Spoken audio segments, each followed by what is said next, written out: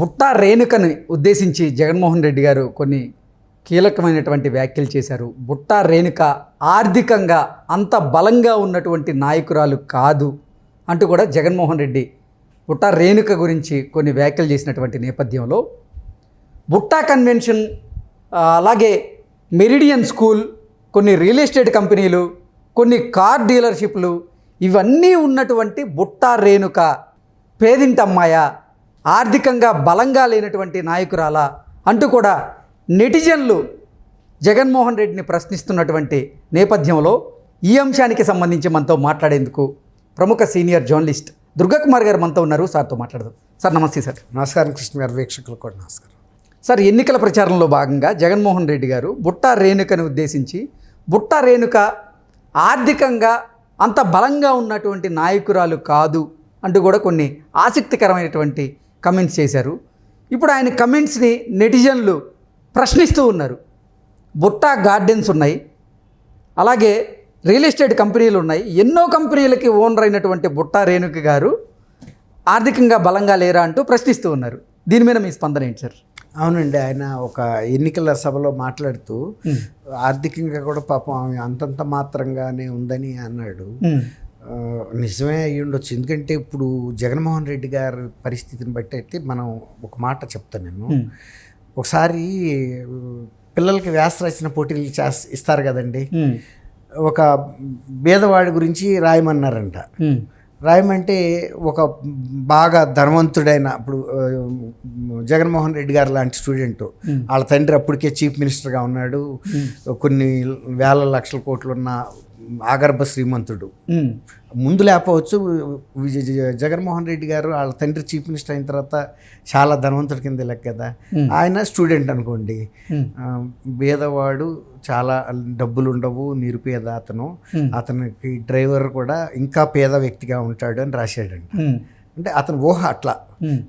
అంటే అతను ఏమనుకున్నా అంటే మాకు ఒక 100 కార్లు ఉన్నాయి, పేదవాడికి కూడా ఒక కారు ఉంటుంది కదా, ఆ పేదవాడికి కారు డ్రైవర్గా పనిచేసే వ్యక్తి మరింత పేదవాడు ఉంటాడు కదా, అలా వాళ్ళ ఇంట్లో పనిచేసే వాళ్ళు కూడా పేదవాళ్ళే ఉంటారని అలా వ్యాసం రాసుకుంటే వెళ్ళాడు.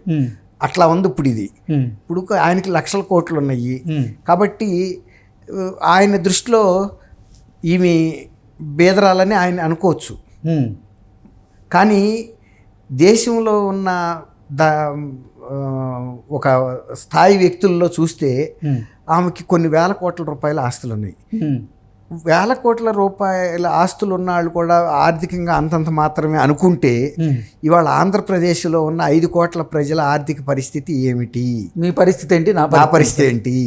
మనకన్నా కూడా ఇవాళ 5,000 రూపాయల జీతం తీసుకుని వాలంటీర్లుగా పనిచేస్తున్న వాళ్ళ పరిస్థితి ఏంటి? ఈమెకున్న మెరిడియన్ స్కూల్స్లో చేర్చాలంటే ఎల్కేజీలోనే 3 నుంచి 4 లక్షల రూపాయలు ఫీజు అవుతుంది. అంత పెద్ద క్యాంపస్, పెద్ద కార్పొరేట్ స్కూల్స్ అయ్యి ఇవి ఒక ఎన్ని బ్రాంచీలు ఉన్నాయో హైదరాబాద్లో తెలియదు. కనీసం 4-5 బ్రాంచీలు మెరిడియన్ స్కూల్స్ ఉంటాయి. ఆమెకి బుట్టా కన్వెన్షన్ అని 2 ఎకరాల్లో కొండాపూర్లో మెయిన్ రోడ్డుకి ఫేసింగ్కి కన్వెన్షన్ హాల్ ఉంది. మొన్న నియోపోలీస్ అని కోకాపేట కొండల్లో గుట్టల్లో వేలంపాట వేస్తే బీఆర్ఎస్ ప్రభుత్వం ఎకరం 100 కోట్లకు అమ్ముడైంది. అది గుట్టల్లో ఉంది. ఇది మంచి డెవలప్డ్, అన్ని ఐటీ కంపెనీల మధ్యలోనూ మెయిన్ రోడ్ ఫేసింగ్లో ఉంది. కనీసం ఎకరం 200 కోట్ల చొప్పులు వేసుకున్న 2 ఎకరాలు కలిపి 400 కోట్లు ఉంటుంది. 400 కోట్లు ఉన్నప్పటికీ అక్కడతో అవ్వలేదు అది. మళ్ళీ అందులో కన్వెన్షన్ సెంటర్ ఉంది. ఆమెకి టాటా మోటార్స్ డీలర్షిప్లు ఉన్నాయి. ఆ డీలర్షిప్ కూడా ఆమె సొంత భవనాల్లోనే ఉన్నాయి. బయట ఆడికి అద్దె కూడా కట్టక్కర్లా. తర్వాత మొన్న ఈ మధ్య ఇప్పుడు అది కాకుండా ఆమె రియల్ ఎస్టేట్ వెంచర్లు వేశారు వాళ్ళు ఎన్నో. బుట్టా రియల్ ఎస్టేటు అలా ఉన్నాయి. తర్వాత మొన్న ఈ మధ్య వాళ్ళ అమ్మాయి పేరు మీద ఒక కార్పొరేట్ చైన్ స్కూల్స్ని కొన్నారంటున్నారు. అవి ఎన్ని కోట్లు ఉంటాయి. వాళ్ళ అబ్బాయి పేరు మీద కూడా వేరే స్కూల్స్, ఒక చైన్ ఆఫ్ స్కూల్స్ కొన్నారు. అవి ఎంత ఉంటాయి. తర్వాత వీళ్ళల్లో ఈ ఫీజులు ఎల్కేజీలోనే ఇంత ఉంటాయి అంటే 10th క్లాస్ అయ్యే వరకు అసలు వాళ్ళకి ఎంతంత ఫీజులు, ఎంతంత కథ. తర్వాత ఆమెకి ఉన్న ఈ ఎసెట్స్ మీద వచ్చే రెంట్స్ కానివ్వండి. కిందటిసారి ఆమె లోక్సభ పోటీ చేస్తున్న టైంలో ఇచ్చిన అఫిడవిట్లోనే 300 కోట్ల రూపాయలు అధికారికంగా చూపించారు. సపోజ్ ఒక 10 కోట్ల రూపాయల మార్కెట్ వాల్యూ ఉన్న ప్రాపర్టీ, దాని స్టాంప్ వాల్యూ గవర్నమెంట్ దృష్టిలో ఒక 10 కోట్లు ఉంటే ఒక 50 లక్షలు ఉండొచ్చండి. అంతే, ఆ 50 లక్షలే చూపిస్తారు, 10 కోట్లు అక్కడ చూపిస్తుంది ఆ అసెట్ కావాలి, 50 లక్షలు చూపిస్తుంది. అట్ట 300 కోట్ల రూపాయలు ఉందంటే దాని మార్కెట్ వాల్యూ ఆ రోజుకే కనీసం 2000 కోట్లు ఉంటుంది మినిమం. ఆమె చూపించినయే. అవి కాకుండా కూడా ఇంకా కొత్త ప్రాపర్టీస్ ఆమె చాలా ఎక్వైరీ చేశారని చెబుతున్నారు. తప్పలేదు, ఆమె సంపాదించుకుంది, ఆమె బీసీ వర్గానికి చెందింది, ఆమె అస్తూపిస్తుగా ఉంది ఆమె పరిస్థితి అని చెబుతున్నాడు. కానీ 2000 కోట్లు ఆయన ఉద్దేశంలో తక్కువైతే లక్షల కోట్లుండ జగన్మోహన్ రెడ్డి గారు అలాంటి అస్తూపిస్తుగా ఉన్న బేదరాలకి ఒక 1000 కోట్లు అనౌన్స్ చేయొచ్చు కదండి అదే వేదిక మీద. నా సోదరి బుట్ట ఇప్పుడు ఎట్టాగో సొంత చెల్లెళ్ళకి ఇవ్వటం లేదని వాళ్ళు కంప్లైంట్ చేస్తున్నారు. ఒక చెల్లెలుగా ఆదరించి సీట్ ఇచ్చావు, ఒక 1000 కోట్లు ఇస్తే ఏమైంది? ఇప్పుడు అన్ని లక్షలు, ఇప్పుడు ఆ రోజుల్లో 10 ఏళ్ల క్రితమే ఆయన జప్తు చేసిన ఆస్తుల విలువ 45,000 కోట్లని సిబిఐ దీన్ని నిర్ధారించింది. ఆ తర్వాత హైదరాబాద్లో ఆస్తులు ఎలా పెరిగిపోయినాయి అండి, 10 folds కూడా పెరిగినాయి. అవును. ఆ తర్వాత ఈయన ముఖ్యమంత్రి అయిన తర్వాత ఇంకెంత సంపాదించాడు? తండ్రి సాటుగా ఉన్న బిడ్డగానే అంత ఆస్తులు సంపాదించాడు. ముఖ్యమంత్రి తండ్రి, ఈయన కాదు. అప్పుడు పూర్తి స్వేచ్ఛ లేదు ఈయనకి, అయినా కూడా అంత ఎక్వైరీ చేశాడు. ఇప్పుడు ముఖ్యమంత్రి అయిన తర్వాత ఇంకా ఎంత డైరెక్ట్ సోర్సెస్ అండి. ఇవాళ లిక్కర్ పాలసీ విషయంలో పురంధరేశ్వర్ గారు కూడా కేంద్రానికి కూడా కంప్లైంట్ చేశారు. సంవత్సరానికి 60,000 కోట్ల రూపాయల అక్రమ వ్యాపారం చేస్తున్నారు, ఇది ఏది డిజిటల్ ఫామ్లో జరగటం లేదు అని. తర్వాత ఇసుక ఎంత అక్రమ రవాణా జరుగుతుంది, ఎంతమంది మీద మనుషుల్ని ఎక్కిచ్చేశారు. ఇవాళ కూడా గుంటూరులో ఎవరో గుంటూరు జిల్లా మున్నంగి గ్రామంలో ట్రాక్టర్ ఎక్కించారు. అట్లా అనేకం జరిగినాయండి. అనేక మందికి శిరోముండనాలు చేశారు. ఆ శిరోముండనం కేసుల్లో చర్య తీసుకోండి బాబు అని రాష్ట్రపతి భవన్ నుంచి వచ్చిన లెటర్ కూడా దిక్కుదేవాడం లేదు. ఇప్పుడు ఆయన దృష్టిలో నిజంగా బుట్ట రేణుక గారే కనుక పేదరాలైతే ఇక ఆంధ్రప్రదేశ్ ప్రజల పరిస్థితి అయితే మనం వర్ణించలేమండి. ఆఫ్రికాలో కూడా అంత పేదరికం ఉండదు. ఇప్పుడు అట్లాంటి ఆమెకే అంత దయ తెలిసాడంటే మిగిలిన వాళ్ళ పట్ల ఆయన ఎంత దయ చూపించలేకపోతున్నాడు. 5,000తో వాళ్ళు ఎలా బతుకుతారండి? ఆ బిడ్డలు కూడా చదువుకున్నారు, కొందరు ఇంజనీరింగ్, ఎంబీఏ, ఎంసీఏ ఇలాంటివి చేశారు, బీటెక్లో. ఇప్పుడు వాళ్ళ 2 అమ్మాయిల్ని లండన్లో చదివిస్తున్నాడు.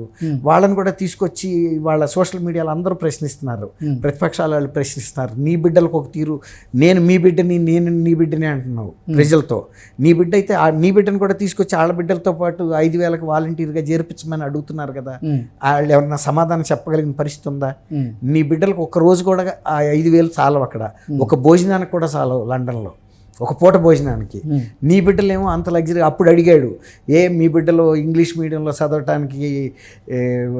చదవచ్చు కానీ బీదల కోసం నేను ఇంగ్లీష్ మీడియం పెడితే మీరు ఏడుస్తారు ఎందుకని.